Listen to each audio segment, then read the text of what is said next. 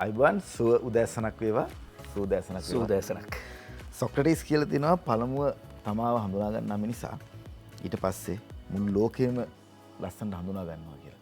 ඇතරම අපිට ඒක කරන්න පුළුවන් වෙලා තියෙනවද තමාව හඳුනගෙන තියෙනවද ලෝකෙම හඳුනා ගන්නට අපිට හැකි වෙලා තියෙනවද ලෝකයත් එක්ක ගත්තහම අද අපි කොතනද ඉන්නේ. ඔබත් මමත් කල්පනා කරන කාරණාවක් මේක.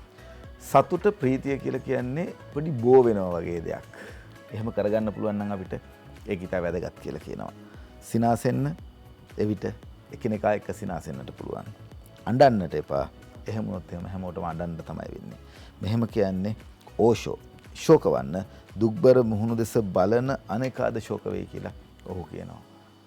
අපි මේ වෙලාවේ දුක් වෙන්න ඕනද සතුට වෙන්න ඕනද?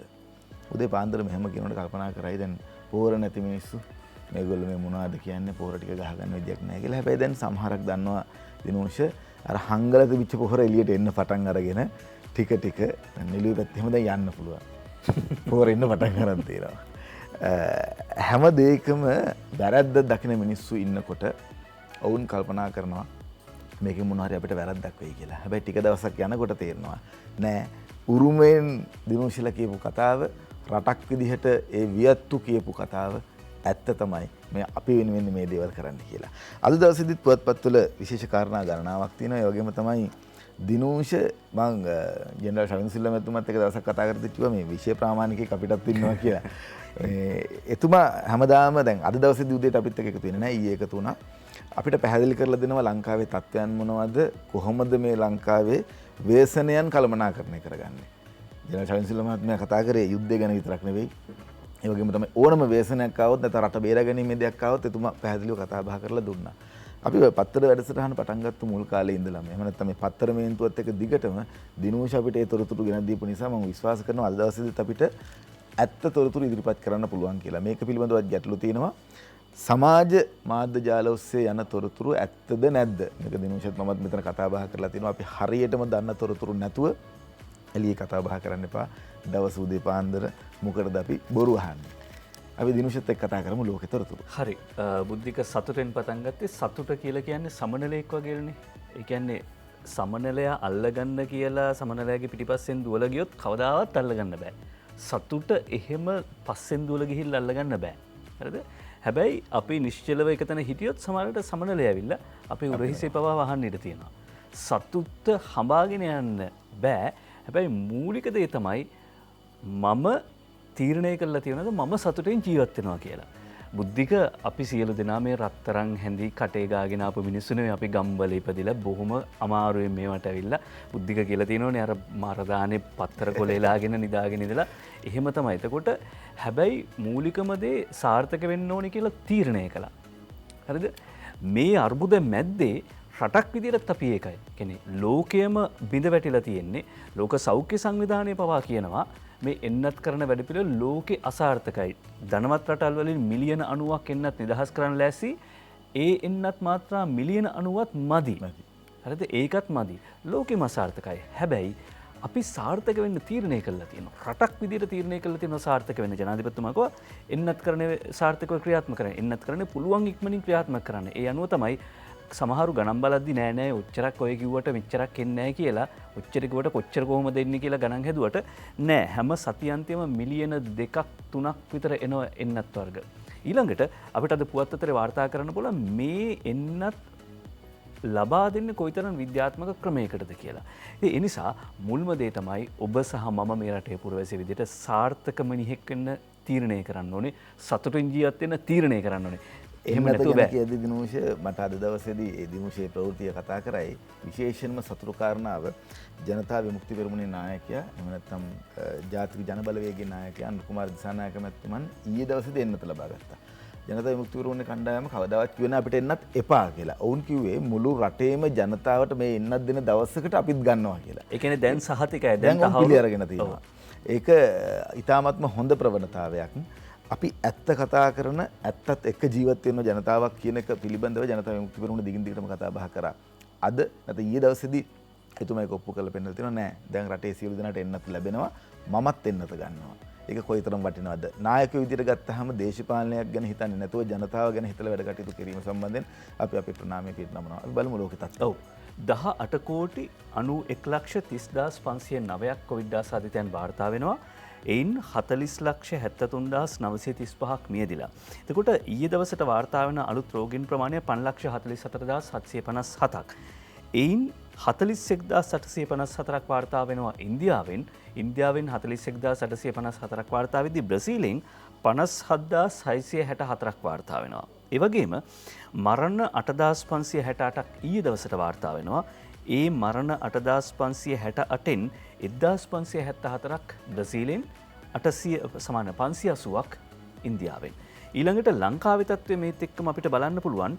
ලෝක සෞඛ්‍ය සංවිධානයේ දත්තවලට අනුව ලෝකයේ ඒ විදිහට රෝගීන් වාර්තා වෙද්දී ලංකාවේ තත්ත්වය සෞඛ්‍ය ප්‍රවර්ධන කාර්යාංශය යවත්කාලනය කරනවා වෙබ් අඩවිය.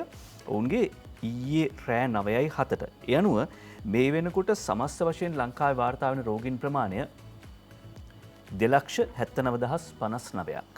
2,79,059න් සුව වෙලා තියෙනවා 2,53,014ක්. ඒ කියන්නේ මේ වෙනකොට රෝහල් එම නැත්නම් අතරමැදි ප්‍රතිකාර මධ්‍යස්ථානවල ප්‍රතිකාර ලබන්නේ 22,471ක්. අපිට මතකයි මේක 30,000 ඉක්මවා ගියා. 35,000 ඉක්මවා ගියා. එතකොට ඊයේ දවසට වාර්තා වෙන රෝගීන් ප්‍රමාණය 1,540යි. මේ වෙනකොට මරණ 3,611ක් වාර්තා වෙනවා. ඒ තමයි ලංකාවේ තත්ත්වය.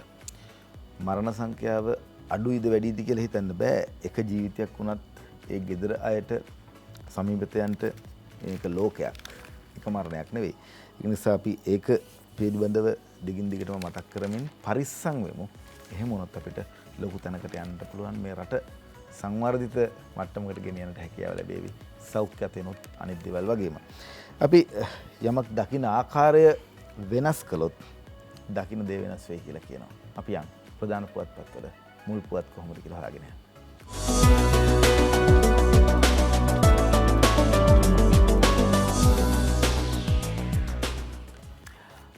සිරස්සල මගෙන් පටන් ගන්නත් පුළුවන්. බුද්ධික අපි බුද්ධිකගෙන් පටන් ගමුද? මොකද මේ අපි කතා කරපු කාරණාවට අදාළයි කියලාත් එක පැත්තකින් හිතනවා. එන්නත් කරන වැඩ පිළිවෙල. අපි දිනවෙන පුවත්පතෙන් ආරම්භ කරමු. එහෙනම් දිනවෙන පුවත්පතේ තියෙනවා අවුරුදු 30ට වැඩි පිරිසට එන්නත් කරණය 36කට දීලා අවසන් කියලා. අවුරුදු 30ට වැඩි පිරිසෙන් 36කට එන්නත දී අවසන්. මෙහෙමයි දිනවෙන පුවත්පත වාර්තා කරන්නේ. පළමු මාත්‍රාව මිලියන 4යි ලක්ෂ 5ක් නැත්නම් ලක්ෂ 45ක පිරිසකට ලබා දීලා තියෙනවා. දෙවෙනි මාත්‍රාව 15,37,230කට ලබා දීලා තියෙනවා. පළවෙනි මාත්‍රාව 45,20,537කට ලබා දීලා තියෙනවා. සන්ධ්‍යා කරුණාරත්න මේ වාර්තාව ඉදිරිපත් කරන්නේ. ඒ වගේම තමයි අවුරුදු 30ට වැඩි පිරිසෙන් 36කට කොවිඩ් මර්ධන පළමු එන්නත මාත්‍රාව ලබා දී ඇති බව සෞඛ්‍ය ප්‍රවර්ධන කාර්යාංශයේ අධ්‍යක්ෂ විශේෂඥ වෛද්‍ය රංජිත් බටුවන්තුඩාව මහතා ප්‍රකාශ කරලා තියෙනවා. කොවිඩ් මර්ධන එන්නත් ජාතික ප්‍රතිශක්තිකරණ වැඩසටහන යටතේ දෙවෙනි මාත්‍රාව 13%කට දී අවසන් බවත් කොවිඩ් මර්ධන එන්නත් වැඩසටහනේ ක්‍රියාත්මක ලෝකයේ රටවල් අතුරින් ශ්‍රී ලංකාව ප්‍රමුඛ පෙළේ සිටින බවත් ඒ මහතා ප්‍රකාශ කරා කියලා සඳහන් කරනවා. ඒ අතරතුරදී එහා පැත්තේ චුට්ටක් බ්ලර් වෙලා තියෙන නොදිරන ලන්ච් සීට් අගෝස්තුවේ සිට තහනම් කියලා ඒ පිළිබඳව අපි ඉස්සරහට කතා බහ කරනවා. අද මව්බිම සහ අරුණ පුවත්පත මේ දෙකේම ප්‍රධාන සිරස්තලයේ එකම කාරණාව පිළිබඳව පොහොර සමාගම්වල පොහොර කඳු ගොඩ ගහලා ඇමති මහින්දානන්ද සහ ශෂීන්ද්‍ර පොහොර සමාගම්වලට කඩා වදිති. රටේ බොරු පොහොර හිඟයක් මවාපා සමාගම්වල පොහොර කඳු ගොඩ ගහලා මෙට්‍රික් ටොන් 900ක් දෙන්න පුළුවන්කම තියාගෙන නිකුත් කරන්නේ 300ක් විතරයි. පොහොර බෙදා හැරීම රජයට පවරා ගන්න බවට අනතුරු අඟවයි. නිර්මාණි ගුණරත්න මව්බිමට ඒ විදිහට ප්‍රධාන සිරස්තලයේ වාර්තා කරද්දී අරුණ පුවත්පතට සිරස්තලයේ වාර්තා කරන්නේ ශාලිය කුමාර ගුණසේකර සමාගම් වලින් හංගපු පොහොර ගබඩාවල කඳු ගහලා තියෙන්නේ මෙහෙමයි කියලා පත මෙන්න ඡායාරූප එක්ක වාර්තා කරනවා. කැලණියට පෑලියගොඩට ඇමතිවරු කඩාපනිති. සුති අපුඩියක් ගැහුවට කමන්නේ ශෂීන්ද්‍ර රාජපක්ෂ සහ මහින්දානන්ද අලුත්ගමගේ කියන ඇමතිවරුන් දෙන්නට ඔවුන්ට විශේෂයෙන්ම මහින්දානන්ද අලුත්ගමගේ ඇමතුමාට පහුගිය දවස්වල සෑහෙන ගැව්වා. කෝ දෙනවයි කිව්වට පොහොර නැහැ කියලා ඇමතුමා කිව්වා මේ උද්ඝෝෂණ කරන්නේ ගොවීන් නෙවෙයි කියලා. දැන් ඒ ඔක්කොම මේ වෙනකොට ඔප්පු වෙලා තියෙනවා. පෑලියගොඩ සහ කැලණිය ප්‍රදේශවල පිහිටි පෞද්ගලික පොහොර ගබඩා දෙකක් පරීක්ෂා කිරීමේදී එම පොහොර තොග සොයා ගැනීමට හැකිව තිබෙනවා. ඒ ගබඩාවල තිබෙන පොහොර තොග දිනකට මෙට්‍රික් ටොන් 600ත් 700ත් අතර ප්‍රමාණයක් නිකුත් කිරීමට හැකියාව තිබියදී මෙට්‍රික් ටොන් 300ක් වැනි අඩු ප්‍රමාණයක් නිකුත් කිරීම සම්බන්ධයෙන් පොහොර සමාගමේ නිලධාරීන්ගෙන් දිගින් දිගටම ප්‍රශ්න කළ ඇමතිවරු දින 3ක් ඇතුළත එම පොහොර තොග ජනතාවට අවශ්‍ය පරිදි නිකුත් කරන ලෙස දැනුම් දුන්නා. එසේ නොකළහොත් එම සියලු පොහොර තොග රජයේ පොහොර සමාගම් හරහා බෙදා හැරෙන බවද ඇමති මහින්දානන්ද අලුත්ගමගේ මහත්මයා දැනුම් දුන්නා. රටේ පොහොර හිඟයක් ඇති කරමින් පෞද්ගලික සමාගම් තමන්ගේ ගබඩා තුළ පොහොර තොග මේ අන්දමට විශාල වශයෙන් ගබඩා කොට තබා ගැනීම සම්බන්ධයෙන් ඇමතිවරුන් තමන්ගේ අප්‍රසාදය පළ කළා. මොකද මීට කලින් පැවතිච්ච සාකච්ඡාවකදී දවසකට පොහොර මෙට්‍රික් ටොන් 1000ක් නිකුත් කරන්නට පෞද්ගලික සමාගම් පොරොන්දු වී ඇතත් දින 25ක් ඉක්ම ගොස් ඇතත් එම පොහොර ප්‍රමාණය නිකුත් කිරීමට අපොහොසත් වීම ගැන ඇමතිවරු දැඩි අප්‍රසාදය පළ කළා. දැන් බුද්ධික කතාව පැහැදිලි. ගොවි ජනතාවට අර කිව්වාගේ නිලුවේ ඉන්න වගා කරන සුළු පරිමාණ ඉඩම් හිමියන්ට තේ වගාකරුවන්ට පොහොර ටික ලැබුණේ නැහැ. හැබැයි අපි පත්තර මේන්තුවෙත් කිව්වා අවශ්‍ය පොහොර ප්‍රමාණය වගේ 3 ගුණයක් ගෙන්නලා තියෙනවා කියලා. කොහෙද තියුනේ කියන එක දැන් පැහැදිලි. එතකොට හංගලා තිබ්බා ගොවීන් අතට පත්කුණේ නැහැ. රටේ ලොකු කලබගෑනියක් ඇති කළා. පෝර නැහැ. ඒ නිසා හිතුවේ ජනාධිපතිතුමා මේ තීරණය ආපස්සට ගනීවි කියලා. ජනාධිපතිතුමා කිව්වා නෑ මේ තීරණය ආපස්සට ගන්න නැහැ කියලා තුන් වතාවක් කිව්වා. මුදල් ඇමතුමා බසිල් රාජපක්ෂ මැතිතුමාත් කිව්වා නෑ මේ තීරණය ආපස්සට ගන්න නැහැ කියලා. එතකොට දැන් එක පැත්තකින් රටේ ගොවි ජනතාව ඇවිස්සුවා. කවුද මේවා පිටිපස්සේ හිටියේ? මේ උද්ඝෝෂණ කරන්න නිකම් බෑ. සල්ලි ඕනේ. ඊට පස්සේ ආණ්ඩුවට ගහන්න ජනාධිපතිතුමාව හැල්ලුවට ලක් කරන කාටූන් පවා එහෙම නැත්නම් සමාජ මාධ්‍යවල නිර්මාණය වෙන්න පටන් ගත්තා. මේ නිර්මාණය වෙන්න පටන් ගන්නේ මේ පෝර කතන්දරෙන් පස්සේ.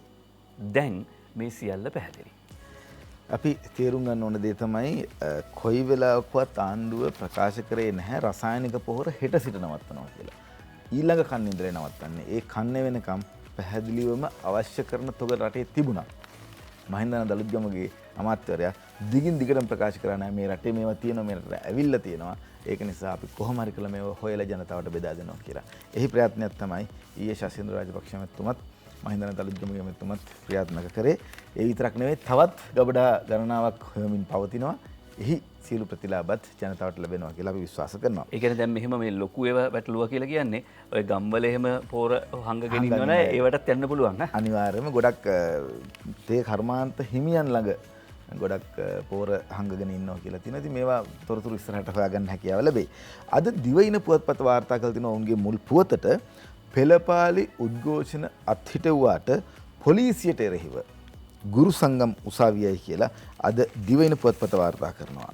පෙළපාලි උද්ඝෝෂණ අත්හිටුවාට ගුරු සංගම් උසාවියයි කියලා තමයි අද දිවයින වාර්තා කරන්නේ.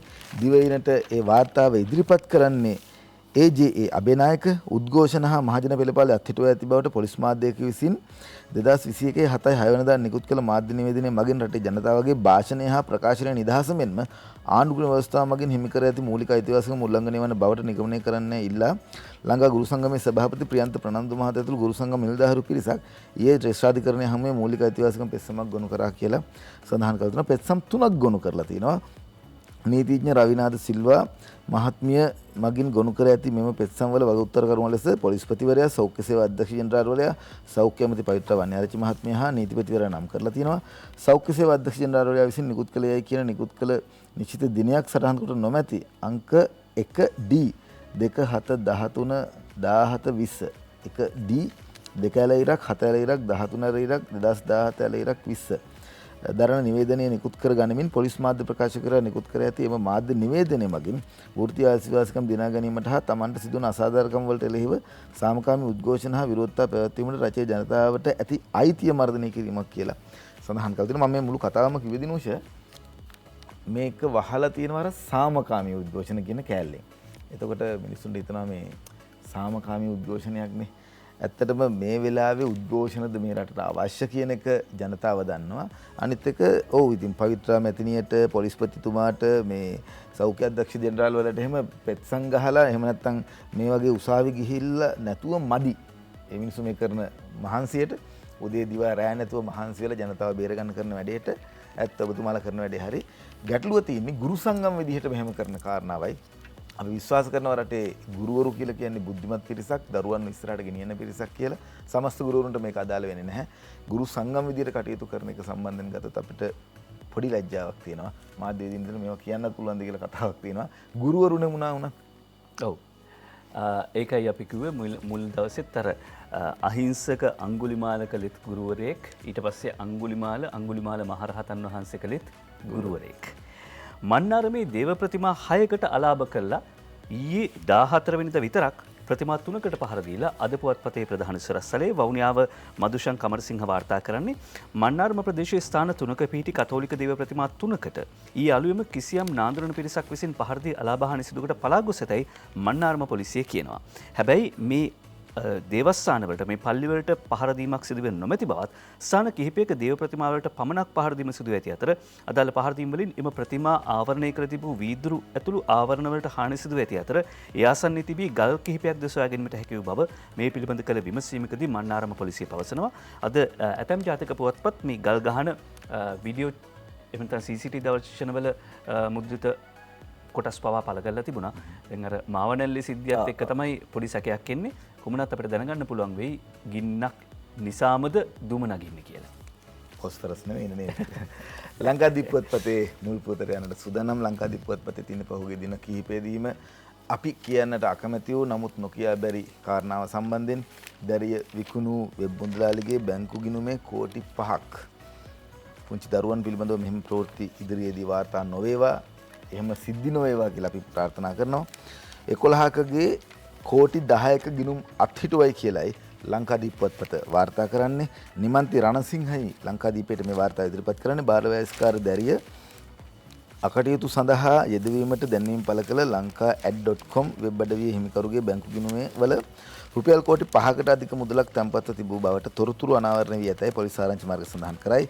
නීති විරෝධී දේපල හා වත්කම් විමර්ශන කොට්ටාශය විසින් මේ සිද්ධිය සැකරුණු 11 දිනකට එරෙහිව සිදු කරන ලද විමර්ශනයට අදාළව මෙම කරුණු හෙළි වී ඇතැයිද එම ආරංචි මාර්ග සඳහන් කරයි කියලා සඳහන් කරලා තියෙනවා. ඔවුන්ගේ ගිණුම් 11ක කෝටි 10ක මුදලක් තිබිලා තියෙනවා. එක ගිණුමක විතරක් කෝටි 5ක් තිබිලා තියෙනවා. අනිකුත් ගිණුම් වලත් එක්ක සම්බන්ධ කරලා ගත්තට පස්සේ සියල්ලම කෝටි 11ක් තිබිලා තියෙනවා. ඒ සම්බන්ධයෙන් තමයි මේ වාර්තාව ඉදිරිපත් කරන්නේ. බාලවස්කාර දැරිය ලිංගික කටයුතු සඳහා අලෙවි කිරීම සම්බන්ධයෙන් දැන්වීම පළ කරයි අපරාධ විමර්ශන දෙපාර්තමේන්තුවෙන් අත්අඩංගුවට ගනු ලැබූ lanka.com නැමැති වෙබ් අඩවි හිමිකරු වන පානදුර ප්‍රදේශයේ පදිංචි රණසිංහ ආරච්චිගේ දුමින්ද සම්පත් පෙරේරා සහ එම වෙබ් අඩවියේ මූල්‍ය කළමනාකරු වන බණ්ඩාරගම ප්‍රදේශයේ පදිංචි මාක් වෙරළ ගෙදර දනුක්ක කෞශල්‍ය යන අය අධිකරණ නියෝග මත රක්ෂිත බන්ධනාගාරයකට ලැබලා තිනවා. මේ නම් හරියටම කියන්න ඕන. දැරිය අලෙවි කළ lanka@.com වෙබ් අඩවියේ හිමිකාර දුමින්ද සම්පත් නැමැති සැකකරුගේ බැංකු ගිණුම් වල තිබූ රුපියල් කෝටි 5කට අධික මුදලට අමතරව ස්ථාවර තැන්පතු ගිණුම් දෙකක තිබූ ඇමරිකානු ඩොලර් 12199ක මුදලක්ද තහනම් කර ඇතැයි පොලිසිය පවසනවා. ඒ වගේම තමයි වෙබ් අඩවියේ මූල්‍ය කළමනාකරු බණ්ඩාරගම ප්‍රදේශයේ දනුක කෞශල්‍ය යන අයගේ බැංකු ගිණුම් වලත් රුපියල් ලක්ෂ 70ක මුදලක් තැන්පත් කළ තිබුණා කියලා සඳහන් කරනවා. දැරිය අලෙවි කර ප්‍රධාන සැකකරු වන මොරටුව ලක්ෂපති ප්‍රදේශයේ රජීව් ජයනාත් නැමැත්තාගේ බැංකු ගිණුම් වල රුපියල් කෝටි 2කට අදාළ ප්‍රමාණයක් තියලා තිනවා.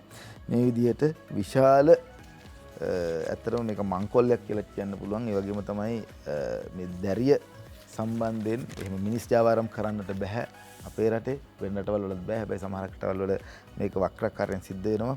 ඒ සම්බන්ධයෙන් මේ ප්‍රවෘත්ති ඉදිරියට වාර්තා නොවෙන්නට කටයුතු කරන්න ඕන. අපි හැමෝගෙම වගකීමක් තියෙනවා ඒ පිළිබඳව පරිස්සම් වෙන එකට. ඔව්. වයස අවුරුදු 16ට වඩා අඩු දරුවෙක් සමග මේ විදිය අයථා හැසිරීම ව්‍යවස්ථාපිත දූෂණය කියලා හඳුන්වන්නේ. කැමැත්ත ඇතිව හෝ නැතිව එහෙම කරන්න බෑ. සමාජයක් විදිහට කොහොමත් ඉඩ දෙන්නෙත් නෑ.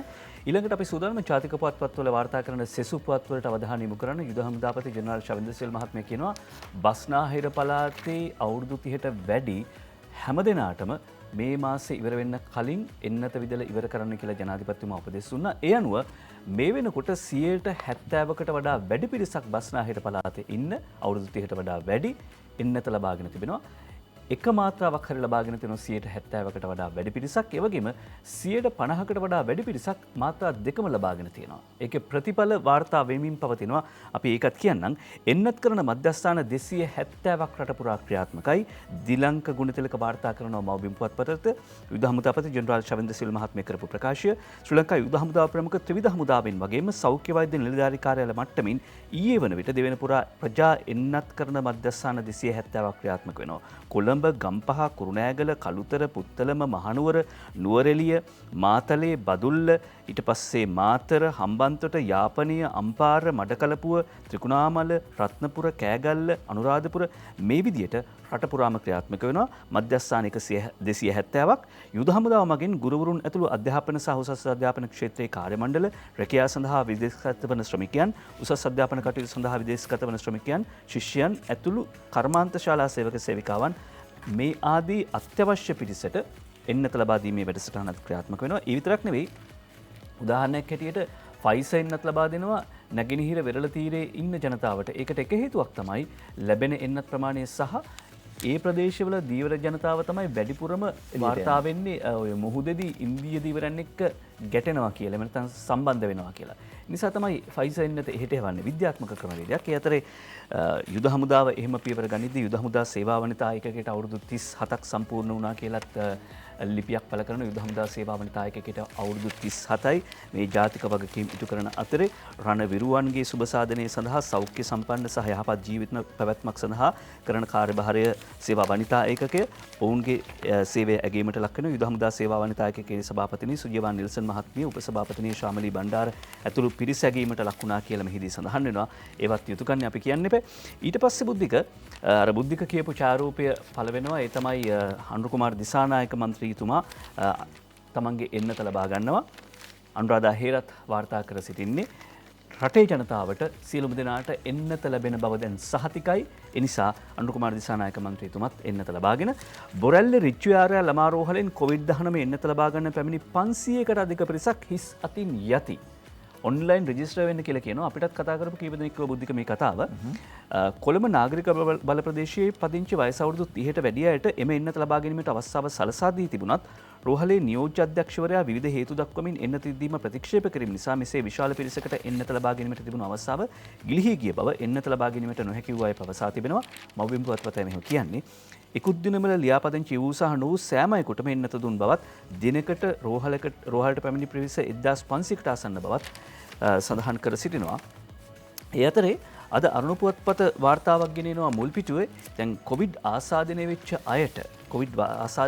අයට මානසික ආතතියක් එහෙම නැත්නම් මානසික රෝග තත්ත්වයන් විශේෂයෙන්ම විෂාදය වගේ තත්ත්වයන් මතුවෙන්න පුළුවන් කියලා. කොවිඩ් වැළඳුණු අයට විෂාදය මතුවීමට ඉඩකඩ තියෙනවා කියලා වරණි පෙරමුණ මේ වාර්තා කරන්නේ මනෝ විශ්ලේෂක විශේෂඥ වෛද්‍ය නීල් ප්‍රනාන්දු මහත්මයා කරන ප්‍රකාශය. එතුමා තවදුරටත් කරනවා ප්‍රකාශයක්. ඒක අද පුවත්පත කියනවා බුද්ධික සෞඛ්‍ය පණිවිඩ ජනතාවට නිකුත් කිරීම සෞඛ්‍ය අංශ විසින්ම පමණක් සිදු කිරීම වඩාත්ම යෝග්‍යයි කියලා. කොතලාවල ආරක්ෂක විශ්වවිද්‍යාලයේ ජ්‍යෙෂ්ඨ කතිකාචාර්ය මනෝවෛද්‍ය විශේෂඥ නීල් ප්‍රනාන්දු මහත්මයා කියන්නේ නිදර්ශනී වික්‍රමසිංහ වාර්තා කරනවා අද පුවත්පතට සෞඛ්‍ය පණිවිඩ බොහෝ කලක් නිකුත් කළේ සෞඛ්‍ය අංශ මගින්. සෞඛ්‍ය අංශයට අමතරව මේ පණිවිඩ දෙන්න වෙනත් අංශත් දැන් දායක වෙනවා. හැබැයි සියලු දෙනාගේ දායකත්වය ඕනේ කොවිඩ් මර්ධනය කරන්න. සෞඛ්‍ය පණිවිඩ දෙන ඒවා වෛද්‍යවරු එහෙම නැත්නම් සෞඛ්‍ය අංශ දෙන එක තමයි වැදගත් කියලා කියන්නේ. වෘත්තීය සමිතිය එහෙම මේ සෞඛ්‍ය පණිවිඩ දෙන්න ගියාම තමයි වැඩේ අනාගන්නේ. අදත් අපි දැක්ක පත්තරවල තියෙනවා සමහර වෘත්තීය සංගම් එහෙම නැත්නම් අර උද්ඝෝෂණ වලට සම්බන්ධ වර්ජන වලට සම්බන්ධ වෘත්තීය සංගම් මේ COVID-19 ඉස්සරහට මේ තව වෛරස් පැතිරෙන්න පුළුවන් ඒ වගේ අදහස් පළ කරනවා. ඉතින් එහෙම වුණාම මොන වෛරසය නිසාද මේක මෙහෙම මත පළ වෙන්නේ කියලා අපිට පොඩි ප්‍රශ්නයක් තියෙනවා. ඒක වෛරස් පිළිබඳ ප්‍රකාශයක්. වෛරස් ප්‍රකාශයක්. දිවයින පුවත්පතේ වාර්තාවක් ඉදිරිපත් කරනවා ස්වේච්ඡා බලකායකින් වන අල මිනිස් ගැටුම පාලනය කළ හැකි කියලා සඳහන් කරනවා. ස්වේච්ඡා බලකායකින් වනාලි මිනිස් ගැටුම පාලනය කර හැකි කියලා අග්‍රාමාත්‍ය මහින්ද රාජපක්ෂ මැතිතුමා ඊයේ දවසේදී ප්‍රකාශ කරා. ඒ ප්‍රවෘත්තිය තමයි වාර්තා කරන්නේ දිවයින පුවත්පත. අලි මිනිස් ගැටුම පාලනය කිරීම සඳහා ජනාධිපති ගෝඨාභය රාජපක්ෂ මහතා පත් කළ විශේෂ කමිටුවේ නිර්දේශ වලට අනුව යමින් අලිවට නඩත්තු කිරීම සඳහා ප්‍රජා දායකත්වයේ සහ ප්‍රාදේශීය පාර්ශවකරුවන්ගේ දායකත්වයේ සහිත ස්වේච්ඡා බලකායක් පැවරීමේ නියම ව්‍යාපෘතිය කුරුණෑගල සහ අනුරාධපුර දිස්ත්‍රික්කයන්ගෙන් ආරම්භ කරන්නයිද අග්‍රාමාත්‍ය මහින්ද රාජපක්ෂ මහතා අදාළ බලධාරීන්ට නියෝග කරලා තියෙනවා. වනාලි මිනිස් ගැටුම පාලනය කිරීම සඳහා දීප්ති ව්‍යාප්ත විදුලි වැට ඉදිරි කිරීම අරලිගහ මන්දිරයේදී ඉකුත් 13 වෙනිදා පෙරවරුවේ පැවති සාකච්ඡාවට එක්වෙමින් අග්‍රාමාත්‍යවරයා මේ බව අවධාරණය කරලා තියෙනවා. වනජීවි සංරක්ෂණ හෝ සිවිල් ආරක්ෂක දෙපාර්තමේන්තුව වලට පමණක් මේ සමස්ත වගකීම නොපෙවරෙන පරිදි අදාළ ප්‍රාදේශීය ලේකම් කාර්යාල ගොවි ජන සේවා දෙපාර්තමේන්තුව මහවැලි අධිකාරිය සහ ග්‍රාම නිලධාරීන් ඇතුළු රාජ්‍ය ආයතන නිලධාරීන්ගෙන් ග්‍රාම ප්‍රජා සංවිධානය ඇතුළත් ස්වේච්ඡා බලකායක් මගින් මෙම වන අලි මිනිස් ගැටුම පාලනය කර හැකි බවද අග්‍රාමාත්‍යවරයා මෙහිදී පෙන්වා දුන්නා කියලා සඳහන් කරනවා. 2021 වසරේදී වනජීවී සංරක්ෂණ දෙපාර්තමේන්තුවේ ජාතික වැඩසටහනක් ලෙස කිලෝමීටර් 1500ක විදුලි වැටවල් ප්‍රමාණයක් දීප්තිව්‍යාප්තව ඉදිරි කිරීමට සැලසුම් කරලා තියෙනවා කියලා ලිපිය පැහැදිලි කරලා සඳහන් කරලා තිනවා. මේට විශේෂඥ කණ්ඩායමක් සම්බන්ධ වෙලා තියෙනවා මේ පිළිබඳව කතා බහ කරන්න. එහිදී ගාමිණී සෙනරත් අග්‍රාමාත්‍ය ලේකම්තුමත් ඒ වගේම තමයි කාර්ය මණ්ඩල ප්‍රධානී යෝෂිත රාජපක්ෂ අග්‍රාමාත්‍ය අතිරේක ලේකම් කාමින්ද කුලරත්න රාජ්‍ය අමාත්‍යාංශ ලේකම් මේජර් ජෙනරාල් WPP ප්‍රනාන්දු අතිරේක ලේකම් සංවර්ධන දීපාලි සිරිබද්දන මහවැලි කලාප ආශ්‍රිත පොදු යටිතල පහසුකම් රාජ්‍ය අමාත්‍යාංශ ලේකම්වරයා ඇතුළු විශාල ප්‍රමාණයක් මේ සඳහා සහභාගී වෙලා මේ ගැටුම කොහොමද කළමනාකරණය කරන්නේ සහ ස්වච්ඡ බලකායක් ඇති කරලා කොහොමද මේ වනාලි මිනිස් ගැටුම පාලනය කරන්න කියන එකට තමයි උපදෙස් දීලා තියෙන්නේ අග්‍රාමාත්‍ය මහින්ද රාජපක්ෂ මහත්මයා හැමෝමත් එක්ක කතා කරලා තොරතුරු අරගෙන තමයි මොකද්ද ක්‍රියාත්මක වෙන්න ඕනේ කියලා තීන්දුව කරලා තියෙන්නේ. අද පුවත්පත වාර්තා කරනවා ගුරු විදුහල්පති සංගම් ඉල්ලීම් ගණන වැඩි කරයි. විසඳුම් දෙන්නේ නැත්නම් එන්න ඉල්ලීම් ගාන වැඩි කරනවා. දවස් ගාන වැඩි වුණොත් ඉල්ලීම් ගාන වැඩි වෙනවා. ඔන්ලයින් ඉගැන්වීම් වලින් ගුරුවරු ඉවත් වීම අඛණ්ඩව සිදු වෙනවා කියලාත් අද පුවත්පත වාර්තා කරනවා. ඒත් එක්කම ප්‍රදීප් දිල්රුක්ෂණගේ ඡායාරූපයක් අද පුවත්පත වාර්තා කරනවා ගුරු සටනට සහයෝගය කියලා. ජනතා විමුක්ති පෙරමුණ ඊයේ සංවිධානය කළ කොළඹ වෘත්තීය සමිති කිහිපයක් එක්ක මෝටර් රථ පෙළපාලියක් රථ පෙළපාලියක් ඒකේ ඡායාරූපයක් පළ කරනවා. උද්ඝෝෂණ වැඩ වර්ජන ඊට පස්සේ ගිනි තැබීම් මේවා සම්බන්ධයෙන් විශේෂඥතාව පෝස්ටර් ගැහිීම සම්බන්ධයෙන් එතුමාලට තියෙනවා. එතකොට 3න් 2ට කරන්න බැරි වෙච්ච දේ 103කට කරන්න පුළුවන්ද කියන ප්‍රශ්නයද මේ අහන්නේ. හැබැයි මෙතනදී තවත් ඊයේ ගැටලුවක් මතුවලා තියෙනවා. අන්තර් පළාත් බස් 700ක් ඊයේම ආපහු හරවලා යවන්න සිද්ධ වුණා. අත්‍යවශ්‍ය සේවයට මුවා වෙලා උද්ඝෝෂකයෝ ඇවිල්ලා. අත්‍යවශ්‍ය සේවය සඳහා තමයි ඊයේ ඉස්සෙල්ලම අන්තර් පළාත් සේවයට පළාත් හරහා බස් වලට එන්න ඉඩකඩ දුන්නේ. ඒකෙන් උද්ඝෝෂකයෝ එන්න හදලා. අත්‍යවශ්‍ය සේවාවක්. ඔව් අන්තර් පළාත් බස් 700ක් යෙදුවනේ ඒ අත්‍යවශ්‍ය සේවාවල නිරත වන අයට දැන් උද්ඝෝෂණය අත්‍යවශ්‍ය නැද්ද කියලා මම අහන්නේ. අත්‍යවශ්‍ය එක පිරිසකට විතරයි. හැබැයි එතෙන්දී බුද්ධික අධ්‍යාපන මාත්‍ය මහාචාර්ය ටී.එල්. පීරිස් මහත්මයා කියනවා ප්‍රශ්න තියෙනවා නම් අපි කතා කරගනිමු. අහිංසක දූ දරුවන්ගෙන් පලි ගැනීම කිසිසේත්ම සාධාරණ නොවේ කියලා.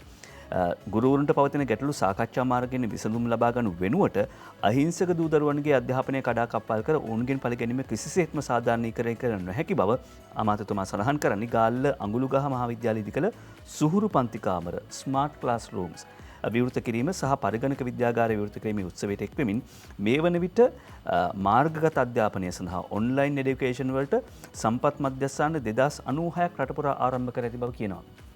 අපි අනිත් පැත්තෙන් වාර්තා කරනවා මේ සුසාන භූමි වලට ගිහිල්ලා ළමයි මේ ඔන්ලයින් ඒ කියන්නේ සිග්නල් හොයාගෙන ඉගෙන ගන්න සුසාන භූමි වලට යනවා කියලා. හැබැයි 2096ක් මේ විදිහේ සම්පත් මධ්‍යස්ථාන විවෘත කළ කියන කාරණාවත් අවධාරණය කරන්න ඕනේ. දිනෝෂ ඒකේ විශේෂ කාරණාවක් මතක් කරන්න ඕනේ. දැන් ඊයේ දවසේදී ওই කාරණාවට දිලිත් ජයවීර මහත්මයා ධම්මික පෙරේරා මහත්මයා ඩයලොග් ආයතනයේ ප්‍රධාන විධායක නිලධාරීතුමා ඇතුළු කණ්ඩායමක් සම්බන්ධ වුණා. මේ දේවල් කරන්නේ රජයේ සල්ලි වලින් නෙවෙයි.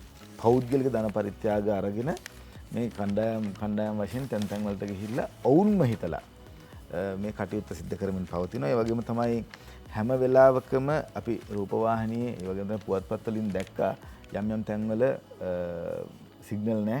ඒක නිසා දරුවන්ට ඉගෙන ගන්න වෙන්නේ නැහැ කියලා සුසාන භූමිය වලට යන දේවල් ටික මේ අධ්‍යාපන අමාත්‍යාංශයේ විශේෂ වැඩපිළිවෙලක් කරලා තිනවා. ඒ පෙන්නන තැනම ඉක්මනටම ගිහිල්ලා එතන මොකක්ද වෙන්නේ කියලා මොකද ජනමාධ්‍යවේදීන්ගේ වගකීම තමයි පෙන්නලා දෙන එක. එතකොට අමාත්‍යාංශයක් විදිහට වුන් කටයුතු කරනවා පෙන්නන තැනම සහ ප්‍රදේශ තැන්වලදී කොහොමද අපිට උදව් කරන්න පුළුවන් කියන කාරණාව. ඒකට ආණ්ඩුවේ මේ වෙලාවේ හැමදේම ආණ්ඩුවෙන් බලාපොරොත්තු වෙන්නේ නැතුව දිලිත් ජයවීර ධම්මික පෙරේරා වගේ විශාල ප්‍රමාණයක් ඉන්නවා දානපතීන්. ඔවුන්ගේම මුදලින් ප්‍රත්‍යාගයෙන් ඔවුන් දරුවන් වෙනුවෙන් රට වෙනුවෙන් මේ කාරණාව සිද්ධ කරනවා. අපි ප්‍රශංසනීයව කතා බහ කරන්න ඕන. ඒ වැඩේ පිටිපස්සේ මේ බුද්ධික වික්‍රමාදාර මහත්තයාත් ඉන්නවා කියලා චාරිරූපේ බැලුවමත් පේනවා. නිකන් බලන්න ගිහින් අපි තව ප්‍රවෘත්තියකට යන්න සූදානම්. අනූෂ පැල්පිට ආර්ථික ප්‍රතිපත්ති සැලසුම් අමාත්‍යාංශයේ නව ලේකම්. අනූෂ පැල්පිට ආර්ථික ප්‍රතිපත්ති සැලසුම් අමාත්‍යාංශයේ නව ලේකම් කියලා ලේකම්වරයා ඊයේ දවසේදී පත් වුණා. එහි ඡායාරූපයක් එක්ක වාර්තා කරලා තිනවා ලංකාදීප පුවත්පත, දිනමින පුවත්පත ගණනාවක මේ වාර්තාව ඉදිරිපත් කරලා තිනවා. අනුෂ පෙළපිට මහත්මයා කොහොමද ජනමාධ්‍යකරුවන්ගේ ඉතාමත්ම සමීපතෙක්. ඒ වගේම තමයි එතුමා රැකියාවල් ගණනාවක්ම කරා. ආර්ථික ප්‍රතිපත්ති හා සැලසුම් ක්‍රියාත්මක කිරීමේ අමාත්‍යාංශ නව ලේකම්වරයා ලෙස පත් වූ අනුෂ පෙළපිට මහතා අග්‍රාමාත්‍ය මහින්ද රාජපක්ෂ මහතා අතින් පත්වීම් ලිපිය ලබා ගන්නා අයුරු නිමන්ති රණසිංහ වාර්තා කරලා තියෙනවා. ලංකාදීපට විශේෂ පුවත් ගණනාවක් තියෙනවා මේ සම්බන්ධයෙන් පළ වෙලා. ශ්‍රී ලංකා පරිපාලන සේවයේ විශේෂ ශ්‍රේණිය නිලධාරියෙකු වන අනුෂ පෙළපිට මහතා ආර්ථික ප්‍රතිපත්ති හා සැලසුම් ක්‍රියාත්මක කිරීමේ අමාත්‍යාංශ නව ලේකම්වරයා ලෙස පත් කරනු ලැබ සිටී. ඔහු අග්‍රාමාත්‍ය මහින්ද රාජපක්ෂ මහතා අතින් නර්ලිගහ මන්දිරයේදී පත්වීම් ලිපිය ඊයේ ලබා ගත්තා. කර්මාන්ත අමාත්‍යාංශයේ ලේකම්වරයා වශයෙන් සේවය කරමින් සිට අනුෂ පෙළපිට මහතා කර්මාන්ත අමාත්‍ය විමල් වීරවංශ මහතා සමග රාජකාරී කරන අවස්ථාවේදී ඔහු ප්‍රකාශ කළ තිබුණා මට දැන් විශ්‍රාම ගියොත් හොඳයි කියලා. ඒක නිසා විශ්‍රාම ගිහිල්ලා තිබුණා. නමුත් පසුව සංවර්ධන ලොතරැයි මණ්ඩලයේ සභාපතිවරයා වශයෙන්ද පත් කරන ලැබ සිටියා. එම තනතුරේ සේවය කරමින් සිටියේදී ජනාධිපතිවරයා විසින් ඔහු ආර්ථික ප්‍රතිපත්ති හා සැලසුම් ක්‍රියාත්මක කිරීමේ අමාත්‍යාංශ නව ලේකම්වරයා වශයෙන් පත් කරලා තියෙනවා. ඒ කියන්නේ මොහුගේ අත්‍යවශ්‍යයි මොහුගේ සේවය කියන එක ජනාධිපතිවරයාත් අග්‍රාමාත්‍යවරයාත් ප්‍රකාශ කරපු නිසා තමයි නැවත වතාවක් නෑ එන්න ලේකම්වරයෙක් විදිහට වැඩ කටයුතු කරන්න කියලා කතා බහ කරලා තියෙන්නේ. ඒකාබද්ධ සේවා සහකාර අධ්‍යක්ෂ ජනාධිපති ලේකම් ජනාධිපති අරමුදලේ ගණකාධිකාරී සංවර්ධන ලොතරැයි මණ්ඩලයේ සභාපති ශ්‍රී ලංකා රූපවාහිනී සංස්ථාවේ අධ්‍යක්ෂ ජෙනරාල් රජයේ ප්‍රවෘත්ති දෙපාර්තමේන්තුවේ පළමු අධ්‍යක්ෂ ජෙනරාල් ශ්‍රී ලංකා ගුවන්විදුලි සංස්ථාවේ හා ශ්‍රී ලංකා පුවත්පත් ආයතනයේ සභාපති ශ්‍රී ලංකා විදුලි සංදේශ නියමාධිකාර කොමිෂන් සභාවේ අධ්‍යක්ෂ ජෙනරාල් සහ කර්මාන්ත අමාත්‍යාංශයේ ලේකම් ආදී වශයෙන් තනතුරු රැසක් ඔබ ඇති අනුෂ පෙළපිට මහතා රාජ්‍ය සේවයේ වසර 34ක අත්දැකීම් තියෙන ශ්‍රේෂ්ඨ නිලධාරියෙක් කියලා වාර්තා වෙනවා. එතුමා ගැන මේ විදිහට කතා කරේ ජනමාධ්‍යවේදීන් ඉතාමත්ම විශාල මෙහෙයක් කරපු උත්තමයෙක් විදිහට අපි සුබ පතනවා අනුෂ පෙළපිට මෙතුමාට. දැන් ලොක්කෙක් කියලා වෙනුනේ ඒ කියන්නේ පරිපාලන සේවයේ ඉහළ තනතුරු දරපු සෑහෙන උඩගේ කෙනෙක්. හැබැයි අර වී කරල වගේ තමයි පහතට බර වෙනවා. හරිම නිහතමානීකම. දැන් එතුමා TRC එකේ විදුලි සංදේශ නියාමන කොමිෂන් සභාවෙමත් හිටියනේ. දැන් මේ වෙනකොට විදුලි සංදේශ නියාමන කොමිෂන් සභාවටත් ලොකු කාර්යභාරයක් පැවැෙන කාලයක් ඇවිල්ලා තියෙන්නේ. බුද්ධික මේ දරුවන් එක්ක සහ දරුවන් සම්බන්ධ පුවත් වැඩිපුර කතා වෙන කාලයක් මේ. එතකොට එක පුවතක් තිබුණාද පත්තරයක ඒ පුවත කියද්දි නිකන් ඇඟ හීතල වෙනවා. ඇඟ හීතල වෙන ඒ පුවත සමහර වෙලාවට මම කල්පනා කර කියන්දි මේ දරුවෝ ඉන්නවනම් පොඩ්ඩක් ඇත්මැත් කරගන්න කියලා. නෑ දරුවෝ හිටියත්කම නෑ දරුවෝ දැනගන්න ඕනේ පුවත. ඇඟ හීතල වෙන පුවතක් තියෙනවා. ඔබ දන්නවා විශේෂ කාරණා ගණනාවක් අද පුවත්පත්වල සඳහන් වෙනවා. ඒ අතරතුරේදී බැසිල් රාජපක්ෂ මැතිතුමා සම්බන්ධ වුණා ඊයේ දවසේදී සහ පෙරේද දවසේදී මේ දින කිහිපය තුලදී තානාපතිවරුන් මුණ ගැහෙන්න. ඊයේ ඒ සිදුවෙච්ච සුවිශේෂී කාරණාව අද ඡායාරූපත් එක්ක පළ කරලා තියෙනවා. මේ පළ කරන්නේ දිනමින පුවත්පතේ වගේම පුවත්පත් ගණනාවක මේ අවස්ථාවත් ප්‍රකාශ කරලා තිබුණා. ශ්‍රී ලංකාවේ චීන තානාපති කි ෂෙන්යොන්ග් මහතා සහ ශ්‍රී ලංකාවේ ඇමරිකානු තානාපතිනිය ලයිනා ටෙප්ලර් මහත්මිය සමග මුදල් ඇමති බැසිල් රාජපක්ෂ මහතා මුදල් අමාත්‍යාංශයේදී ඊයේ හමු වුණු මොහොත කියලා දෙපැත්තේ බලධාරීන් දෙදෙනෙක්නේ ප්‍රධාන රටවල් දෙකක ප්‍රධානීන් දෙදෙනෙක් හමු වෙච්ච අවස්ථාව මේක අවස්ථා දෙකකදී සිද්ධ වුණේ. හැබැයි ඒ ඡායාරූපය පළ කරලා තියෙනවා. චීනයත් එක්කත් අපි සම්බන්ධ වෙලා වැඩ කටයුතු කරන්න සූදානම්. ඒ වගේම තමයි ඇමරිකාවත් එක්කත් අපි වැඩ කටයුතු සම්බන්ධ වෙලා සූදානම් කියලා. ඒත් එක්කම එම පුවතෙම දිගුවක් විදිහට අනෙකුත් රටවල් වල තානාපතිවරුත් හම්බුණා. මව්බිම් පුවත්පතේ ඒ වාර්තාව ඉදිරිපත් කළා තිනවා. මුදල් ඇමති බැසිල් තවත් රටවල් රැසක තානාපතිවරු හමු වෙයි කියලා සඳහන් කරලා තියෙනවා. එහිදී ඉන්දිය මහා කොමසාරිස්වරයා හමු වෙලා තිනවා. බ්‍රිතාන්‍ය මහා කොමසාරිස්වරයා හමු වෙලා තිනවා. යුරෝපා සංගමේ තානාපතිතුමා හමු වෙලා තිනවා. ඒ වගේම තමයි චීන තානාපතිතුමා හමු වීමත් මීට කලින් අපි කතා කරා. ඇමරිකා එක්සත් ජනපදයේ ජර්මනිය, චීනය, රුසියාව, යුරෝපා සංගමේ තානාපතිවරු හා බ්‍රිතාන්‍ය, ඉන්දියාව මහා කොමසාරිස්වරු මුදල් අමාත්‍යාංශයේදී මුදල් ඇමති බැසිල් රාජපක්ෂ මහතා හමු වුණා කියලා වාර්තා කරනවා. මුදල් ඇමතිවරයා ලෙස සිය ධූරයේ වැඩ ආරම්භ කිරීමෙන් පසුව ප්‍රථම වරට මෙම රාජතාන්ත්‍රික නියෝජිතයන් මුණ ගැසීම සිදු වුණා.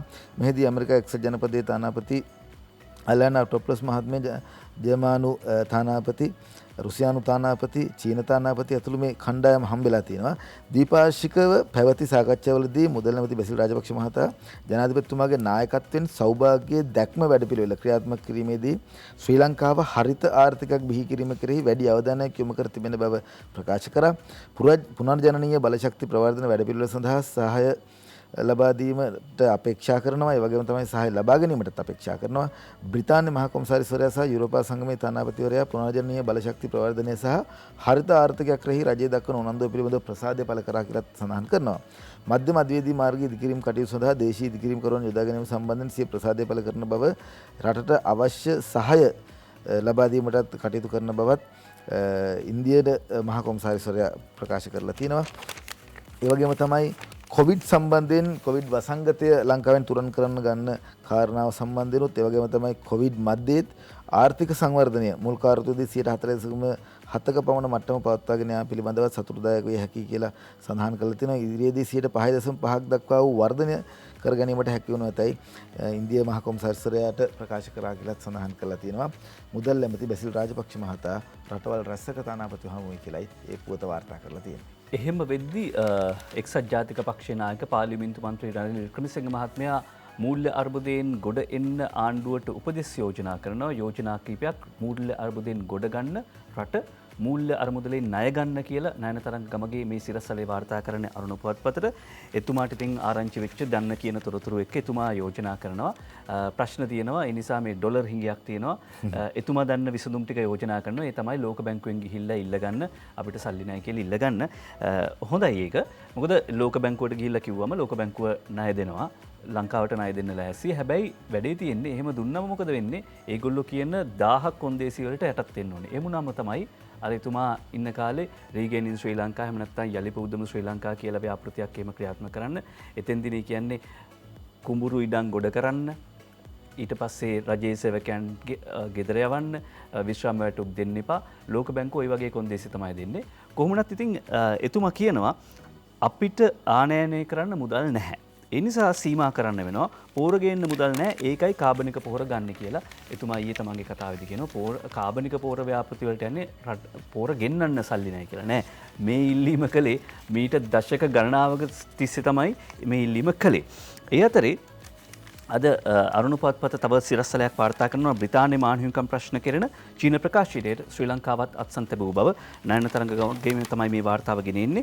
එක්සත් රාජධානියේ හමුදා සේවයේ නියුත පිරිස විදේශ මෙහෙයුම්වලදී සිවිල් වැසියන් ඝාතනය කර ඇති අතර නව නීති සම්පාදනය මගින් නිසි වගවීමකින් තොරව අදාළ ඝාතකයන් ආරක්ෂා කිරීම උත්සාහ කළ බවට එක්සත් රාජධානියට චෝදනා එල්ල වී තිබෙනවා. ඒ කියන්නේ ඒගොල්ලොන්ගේ හමුදාවන් වෙන රටවල් වලට ගිහිල්ලා බලෙන් අතපොවලා අනීතික ක්‍රියා සිද්ධ කරනවා, අමානුෂික ක්‍රියා සිද්ධ කරනවා. එතනදී වගවීමේ ක්‍රියාවලිය එකම නැතර accountability කියන එක නිදහස් කරන්න ඔවුන් මේ රටවල නීති කියනවා. හැබැයි අපේ මානුෂීය මෙහෙයුම් වලට පෙනී හිටපු හමුදාවන් වලට අපේ හමුදාව වලට අපේ රණවිරුවන් වලට මේ විදියට අයුතු විදියට බලපෑම් කරනවා. මෙන්න මේ දෙබිඩි පිළිවෙලට එරෙහිව තමයි චීනය ප්‍රශ්න කිරීමක් කරන්නේ. ඒ ලියවිල්ලට ශ්‍රී ලංකාවත් අත්සන් තබයි කියලා අද වාර්තා කරනවා ලංකා අරුණ පුවත්පත.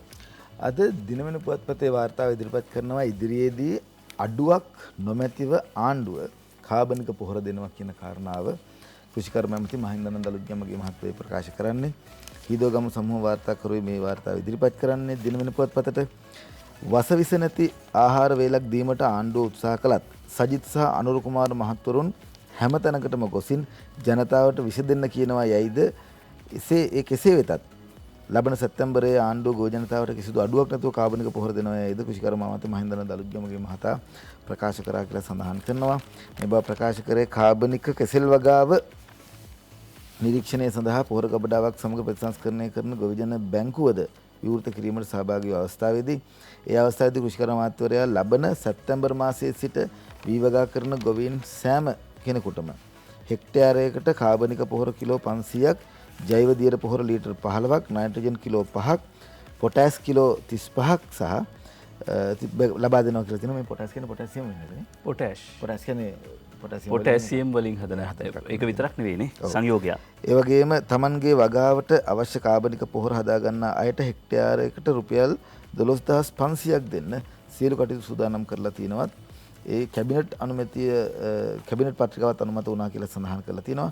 පළමුව රුපියල් 7500ක පොහොර ටික හදා ගැනීමටත් ඉතිරි මුදල කාබනික පොහොර නිෂ්පාදනය කරාමත් ලබා දෙනවා කියලා සඳහන් කරනවා. ක්‍රමවේදයක් ඉදිරිපත් කරලා ඒ ක්‍රමවේදය කරන ආකාරය කොහොමද කියලාත් පැහැදිලි කරලා දීලා තිනවා. මේ රට වසවිසින් තොරව හොඳ ආහාර වේලක් සියලු දෙනාට ලබා දීමේ අරමුණ වෙනුවෙනුයි ආණ්ඩුවක් විදිහට මේ පියවර ගන්න. බොහොම ස්තුතියි. අපි ආඩම්බර වෙනවා මහින්දානන්ද අලුත්ගමගේ මැතිතුමාගේ ඒ ප්‍රකාශය සහ ක්‍රියාකලාපය සම්බන්ධයෙන්. ඔබ කාබනික පොහොර හදා ගන්නව නම් 12500ක් හෙක්ටාරයකට ලබා දෙනවා. ඒ අතරේ අනිත් පැත්තෙන් කතාව යනවා උඩින් පාත්තුණු නැවේ යූරියා වරායම නවති කෘෂිකර්ම ඇමති කියයි සාලී කුමාර ගුණසේකර වාර්තා කරන්නේ ලොරිවල පටවල තිබුණනත් උඩින් පාත්තුණු නැවේ යූරියා වරායම නවතිනවා. ඇමති මහින්දානන්ද අලුත්ගමගේ මහත්මයා කියනවා අපට 5% පමණ පොහොර හැඟියක් ඇති වුණ නිසා අපි උත්සාහ කළා කලින් විවෘත කරන ලද ණයවර ලිපිය ඇතනම් පොහොර යම් සුළු ප්‍රමාණයක් හරි ආනයනය කරන්න පුළුවන්ද කියලා. ඒ වෙලාවේ සියලු සමාගම් කිව්වා මාස 3කට පොහොර නැහැ කියලා. දැන් හදිස්සිය උඩින් පාත් වෙලා තිබෙනවා නැවක්. මෙලෙස පොහොර ආනයනයට අපි කිසිදු අනුමැතියක් ලබා දීලා නැහැ. මේ තියෙන්නේ ව්‍යාපාරයක්. ඔය ව්‍යාපාර වලට ඔය මාෆියා වලට අපු යහු වෙන්නේ නැහැ. මේ බිස්නස් වලට අපි යහු වෙන්නේ නැහැ. අපි පැහැදිලිවම කියනවා කාටවත් එහෙම ඉඩක් දීලා නැහැ. ඒ වගේම පරීක්ෂණ කරනවා පොහොර ආනයනය කිරීම තහනම් කළාට පස්සේද LC ඕපන් කරලා මේ නැව ඇවිල්ලා තියෙන්නේ කියලා ඒ කාරණාව පිළිබඳව හොයා බලනවා කියනවා. ඒ වගේම කතා කරපු නිසා වකුගඩු රෝගය ඇති වෙන්නේ රසායනික පොහොර නිසා කියලා අද සම්පූර්ණයෙන්ම පිටුවක්. ඒ පිළිබඳව හොඳ සාකච්ඡාවක් ඉදිරිපත් කළා තිනවා. සකුන්තලා ජයසිංහ තමයි මේ ලිපිය ලියන්නේ. වෛද්‍ය විද්‍යාව පිළිබඳ ජ්‍යෙෂ්ඨ මහාචාර්ය කායික රෝග පිළිබඳ විශේෂඥ වෛද්‍ය සහ රජරට විශ්වවිද්‍යාලයේ වෛද්‍ය පීඨයේ මහාචාර්ය සිසිර සිරිබද්දන මහතා සමග කරපු සාකච්ඡාවක් එක තමයි මේ පිළිබඳව කතා බහ කරන්නේ. රජයේ කාබනික පොහොර තීරණ ඉතාමත්ම වැදගත්. පස්සට විස එකතු වීම රටටම විස එකතු වීමක් කියලා එතුමා සඳහන් කරන්නේ. රටට වැදගත් වන ඇතම් කාරණා කාලයත් සමග යටපත් වී යන නමුදු අලුයට ගිනි පුපුරුමෙන් කවදා හෝ කිනම් මොහොතකදී වුවද මතුවීමට බැරි කමක් නැත. සමාජ වේසනයක් ලෙස පැතිරෙමින් පැවති සහ අදටත් එසේම පවතින වකුගඩු රෝගය ගැන පවතින කතාබහ දැන් නැවත වතාවක් සාකච්ඡාවට බඳු වී ඇත. ඒ රජයේ කාබනික වගා සංග්‍රාමයත් සමගයි රසායනික යෙදුම්වල ආදීනවයන් සමග පරම්පරාවෙන් ලෙඩ බවට පත් කරන රසායනික භාවිතයෙන් රට මුදවා ගැනීමේ අවශ්‍යතාවය පිළිබඳ වෛද්‍ය විද්‍යාව පිළිබඳ ජ්‍යෙෂ්ඨ මහාචාර්ය කායික රෝග විශේෂඥ වෛද්‍ය සහ රජරට විශ්වවිද්‍යාලයේ මහාචාර්ය සිසිර සිරිබද්දන මහතා දිනමින සමග කරපු සාකච්ඡාවක් තමයි මේ තියෙන්නේ. සම්පූර්ණම සාකච්ඡාව ඉඩක් තිබුණොත් කියවන්න ඔන්ලයින් වල උදීලා මේක කියවන්න පුළුවන්. පරිසරය පිළිබඳව කාබනික පොහොර පිළිබඳව කතා කළා. මුතුරාජය වල තෙත්බිම කිසිසේත්ම ගොඩ කරන්නේ නැහැ කියලා අමාත්‍ය මහින්ද අමරවීර මහත්මයා කියනවා. සාලී කුමාර ගුණසේකරයි වාර්තා කරන්නේ.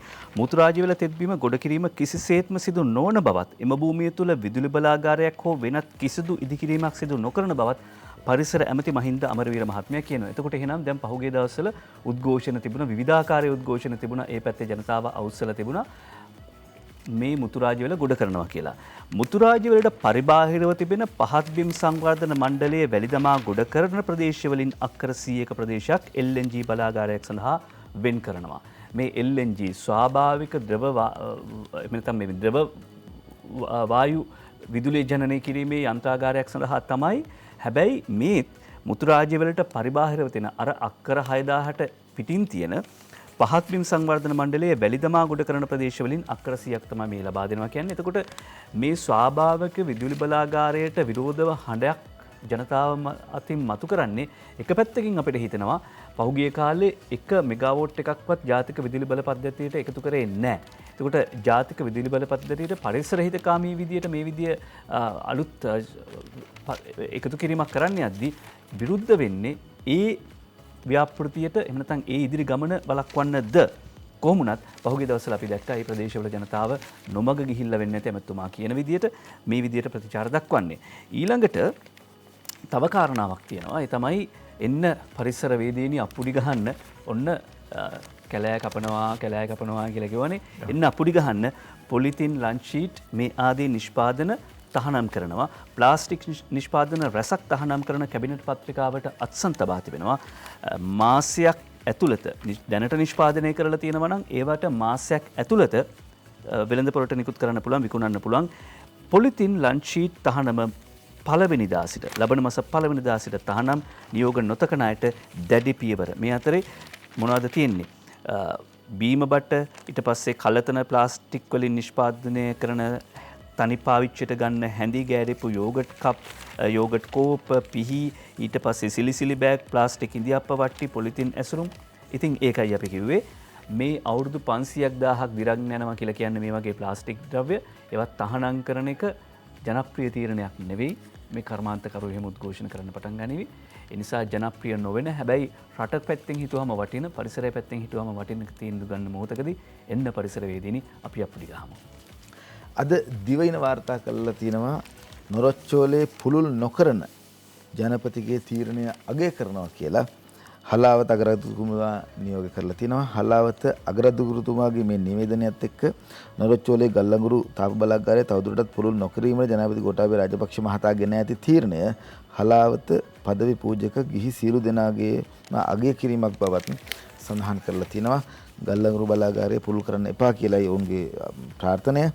ආර්ථිකයක් කරා රට ගොඩනගන්නට නම් සබාදහමෙන් අපට ලැබී ඇති සම්පත් උපරිමයෙන් ප්‍රයෝජනට ගැනීම අනිවාර්යයෙන්ම සිදු යුතු බවත් වැලන්ස් මෙන්ඩිස් හලාවත පදවි රදගුරුතුමන් නිකුත් කර ඇති නිවේදනයේ සඳහන් වෙනවා. බල ශක්තිය සඳහා ගල්ලඟුරු භාවිතය මෙවැනිට මුළු ලෝකේ පුරාම ප්‍රතික්ෂේප කරන බවත් කවුරුත් මේක දන්න බවත් ඒට හේතුව නම් පරිසරයට සහ මිනිස් ජීවිතවලට එයින් සිදුවන හානිය බවත් උන්වහන්සේ පෙන්වා දීලා තිනවා. අපිට දැනගන්න ලැබී ඇති පරිදි විදුලි මණ්ඩලය විසින් නොරොච්චෝලේ ලක්විජය තාප බලාගාරයට මෙගාවට් 600ක අධීර දෙකක් තුළ පුළුල් කිරීමට අදහස් කර තිබුණා. මෙවන් අවස්ථාවක ජනාධිපතිතුමා එයට එරෙහිව ගත ඇති තීරණය පිළිබඳව කෘතඥතාවය පළ කරනවා කියලා සඳහන් කරලා තියෙනවා. ඒත් එක්කම තවත් ප්‍රවෘත්තියක් වාර්තා කරනවා දිවයින පුවත්පත. පාස්කු ප්‍රහාරයට ගැවුණු කාටවත් ගැලවීමක් නැහැ කියලා අග්‍රාමාත්‍ය මහින්ද රාජපක්ෂ මහත්මයාගේ ප්‍රකාශයක් අද දිවයින පුවත්පත වාර්තා කරනවා. ඡායාරූපයක් සමගමයි නෝමන් පලියවඩනයි මේ වාර්තාව ඉදිරිපත් කරන්නේ. පාස්කු ප්‍රහාරයට සම්බන්ධ වුණා නම් කිසිම කෙනෙකුට ගැලවීමක් ලැබෙන්නේ නැහැ. පාස්කු ඉරිදින කළ ප්‍රහාරය පිළිබඳව නීති ප්‍රකාරව තහවුරු කර සිටින ලොකු පොඩි සෑම සැකකරුවෙකුටම ගැලවීමට කිසිදු ඉඩක් ලබා නොදෙන බව සහ ඒ පිළිබඳව දැඩි අවධාරණයෙන් ප්‍රකාශ කරන බවද අග්‍රාමාත්‍ය මහින්ද රාජපක්ෂ මහතා ප්‍රකාශ කරලා තිනවා. මේ පිළිබඳව දැනට සිදු කරන විමර්ශන කටයුතු වල ප්‍රමාද නොකරම කඩනම් කිරීමටත් දැනටම ක්‍රියාත්මක කරගෙන යන බවත් අග්‍රාමාත්‍යවරයා වැඩි වශයෙන් සඳහන් කරා කියලා සඳහන් කරනවා. ඒ වගේම තමයි සැකකරුවන් පිළිබඳව ආණ්ඩුව ක්‍රියාත්මක කරන ආකාරය පිළිබඳවත් කාගේ අවධානය හැමෝගෙම වගේ අවධානය යොමු වෙලා තියෙනවා කියලත් සඳහන් කරලා තියෙනවා. කාගෙත් මාතෘකාව වෙලා තියෙන්නේ මේ ප්‍රහාරය සිදු අයට මොකද්ද කරන්න කියන එක. අපි කිසිම කෙනෙක් බේරන්නේ නැහැ. ළඟදීම එහි වරදකරුවන් පැහැදිලිව ඉවත් කරනවා කියන කාරණාව සහ ඒ වරදකරුවන්ට අවශ්‍ය කටයුතු ක්‍රියාමාර්ග ගන්නවා කියන එකත් සඳහන් කරලා තියෙනවා. චිලි පේස්ට් ෆ්‍රයිඩ් රයිස් කනවා නේද? කුණු හාල් මැස්සෝ චිලි පේස්ට් කර කවලා කබඩාවේ කිලෝ 16000ක් තියෙනවා. කුණු හාල් මැස්සෝ චිලි පේස්ට් කර කවලා කාලා ඇතියා. ඊට පස්සේ ඉක්මනින්ම කියන්නම් ඉවතලන ආහාර වලින් එළවලු වලින් කොම්පෝස්ට් හදන්න යන්ත්‍රයක් දේශීය නිෂ්පාදකයෙක් හදලා තියෙනවා.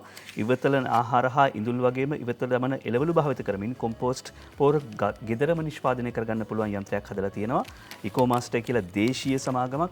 ඒ නම කිව්වේ අපේ දේශීය නිෂ්පාදන ගැන ආඩම්බර වෙන්න ඕනේ. ඒ අතරේ විහෙර විහාරස්ථානවල විහෙර විහාරවල ගොඩගසා ඇති පුස්කන සල්ලි ජනතා හිතසුව පිණිස හෙදවීම සංගරුවනේ වගකීමක් කියලා ආන්දෝලනාත්මක ප්‍රකාශයක් කරනවා.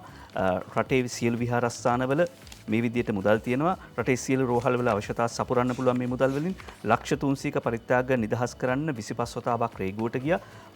කොහොම හරි අමාරුවෙන් අවසර ගත්තන් පස්සේ පරිත්‍යාගවල දේශපාලනඥයෙකුගේ දෙමාපියන්ට පිනිසයි කියලා ලේබලයක් ගහන්න හැදුවා. මේ විදිහට සඳහන් කර සිටින්නේ පේරාදෙණිය ශික්ෂණ රෝහලට රුපියල් ලක්ෂ 60ක් වටිනාකමකිනුත් බයෝ එක්ස්ට්‍රැක්ටර් යන්ත්‍ර පරිත්‍යාග කරපු පේරාදෙණියේ සුජාත ස්වාමින් වහන්සේ. උන්වහන්සේ එහෙම ප්‍රකාශයක් කරනවා. ඊළඟට බුද්ධික මේ බලන්න අර ඇඟ හීතල වෙන පුවත කියලා ඉන්නම්. ඒ තමයි අද අරුණ පුවත්පත වාර්තා කරනවා. හෂිනි කුලතුංග වාර්තා කරන විදියට සායනවන ලියාපදිංචි වෙලා තියෙන ගැබිනියන්ගෙන් 5-7 අතර අය අවුරුදු 18ට අඩු දරුවන්. සායනවල ලියාපදිංචි වී ඇති ගැබිනියන්ගෙන් 5-7 අතර අය අවුරුදු 18ට අඩු දරුවන්. මෙලෙස වාර්තා වී ඇති ළමා ගැබ් ගැනීම් වලින් බහුතරයක් තමන්ගේ පියා සහෝදරයන් පෙම්වතාගෙන් වගේම පවුල්ගේ ඥාතින් සමාන පවුලේ ඥාතින්ගෙන් සිදු ඇති බව තමයි සඳහන් කර සිටින්නේ. ඒ වගේම මෙලෙස ගැබ් ගැනීම් වලට ලක්වල තියෙන තරුණියන්ගේ මව විදේශගත වීම නිසා මේ වගේ අතරවලට මුහුණ පාත් තිබෙනවා. ඒ විතරක් නෙවෙයි දැන් මේ තත්ත්වය වර්ධනය වෙන නිසා මේ දරුවන් දැනුවත් කරන්න වගේම මේ විදියට ඉපදෙන දරුවන් ආරක්ෂා වන පරිදි රැකවරණ මධ්‍යස්ථාන ආරම්භ කිරීමටත් යෝජනා වී තිබෙනවා. ඒ නිසායි කිව්වේ ඇඟ හීතල වෙන පුවතක්.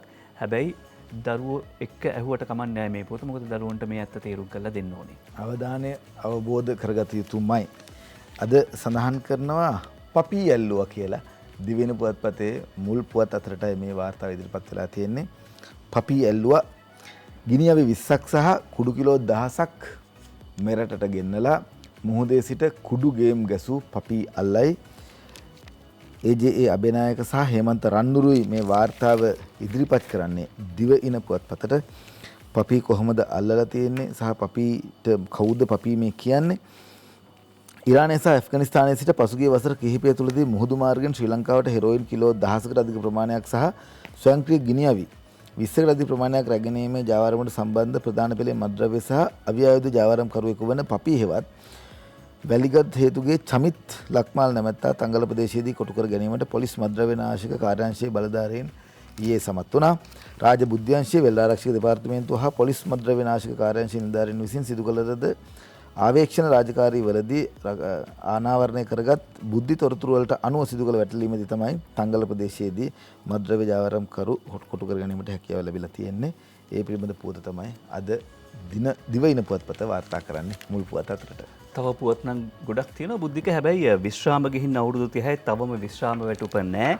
කෝපරල් ස්ටැන්ලි මව්බිමට දුක කියයි කියලා පුවතක් ඇස ගැසුණා. ඒක ඉදිරිපත් කරන්න හිතුවා චාමර අමරසූරිය වාර්තා කරන්නේ. 1967 අවුරුදු වාරිමාර්ග දෙපාර්තමේන්තුවට සම්බන්ධ වෙලා ඊට පස්සේ 69 දී ස්වේච්ඡා සේවකයෙක් විදිහට තමයි ස්වේච්ඡා නිලධාරියෙක් විදිහට ස්වේච්ඡා සේවකයෙක් විදිහට තමයි යුද හමුදාවට එකතු වෙලා තියෙන්නේ. 91 දී විශ්‍රාම ගත්තලු අවුරුදු 30ක් ගිහිල්ලා තාම විශ්‍රාම වැටුප නැහැලු. අවුරුදු 77යිලු. පුළුවන් නම් කවුරු හරි මේ මෙතන හරි ගැටලුවක් තියෙනවා නම් සාධාරණ හේතුවක් තියෙනවා නම් අනේ අවුරුදු 77ක මේ තාත්තට මේ විශ්‍රාමික රණවිරුවට උදව් කරන්න. නිරෝධායනයට ලක් කරන උදවි උද්ඝෝෂණ කරද්දී උදකලාභාවයට පත් කර ප්‍රදේශ අද උදකලාභාවයෙන් ඉවත් කරනවා. ජෙනරාල් චන්ද්‍රසේන මැතිතුමන් නිකුත් කරපු නිවේදනයේ සඳහන් මඩකලපුව දිස්ත්‍රික්කයේ මුන්නානි පොලිස් බල ප්‍රදේශයේ මමන්ගම් ප්‍රදේශයේ උදකලාභාවයෙන් ඉවත් කරනවා අද උදෑසන 6 සිට.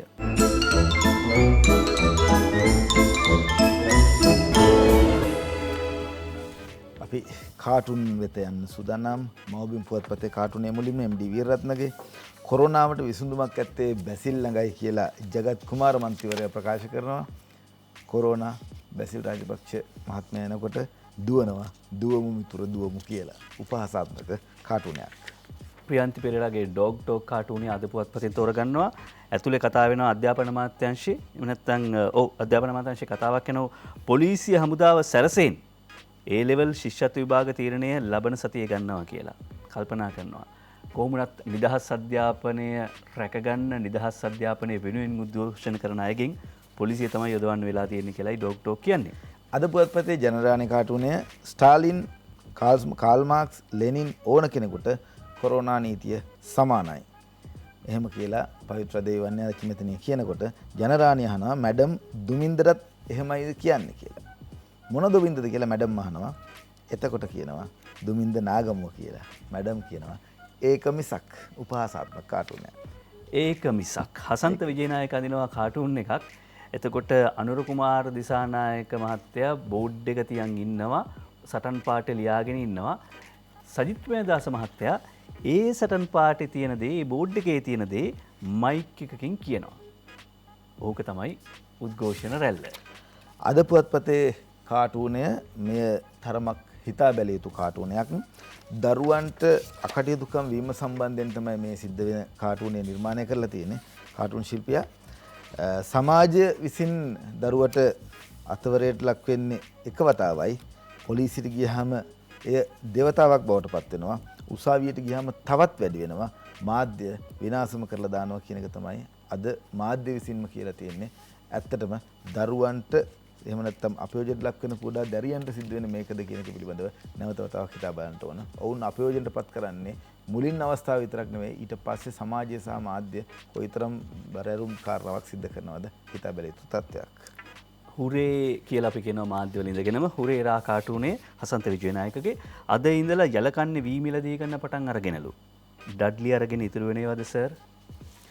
ජයරත්න වික්‍රමසිංහගේ ෆේස්බුක් කාටුනය වර්ජනය කරන්නේ කාලකන්ණි ගුරුවරු කියලා ඇමති කෙහෙලිය කියන්නේ. එතකොට රටකන දේශපාලඥයෝ සුපිරි කාලකන්ණියෝද කියලා දිවයින පුවත්පතේ ජයරත්න වික්‍රමසිංහ අහනවා. හරි. අපි එහෙනම් තව කාටුන් තියෙනවා ගොඩක් තියෙන දේවල්. තවත් පුවත් මැවෙන්නත් ඉඩ තියෙනවා. ඒත් ලොකුම පුවත වෙන්නේ COVID-19 රෝගීන් ප්‍රමාණය වැඩි වෙනවද අඩු වෙනවද මේ වෙනකොට එන්නත් කරන වැඩ පිළිවෙල සාර්ථකයි. ඒ නිසා දෛනික වාර්තා වෙන ආසාදිත ප්‍රමාණය අඩු වෙලා තියෙනවා කියලත් සඳහන් වෙනවා.